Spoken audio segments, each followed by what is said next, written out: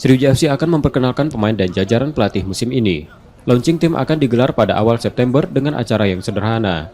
Peluncuran tim merupakan cara manajemen mendekatkan pemain dan pelatih Sriwijaya FC dengan supporter dan publik sepak bola di Sumatera Selatan. Harapannya pemain dan pelatih terpompa semangatnya menatap kompetisi Liga 2 2023. Dalam dalam waktu yang singkat ini kita memang akan launching ya. Nanti sebelum kick off mungkin kita akan launching, tapi tanggal pastinya belum ya. Tapi kita coba buat launching ini ya yang memberi kesan lah kepada para pemain dan mungkin pendukung kita ya, supporter kita. Manajemen Sriwijaya FC optimis menatap kompetisi Liga 2 musim ini. Nur Muhammad, Kompas TV, Palembang, Sumatera Selatan.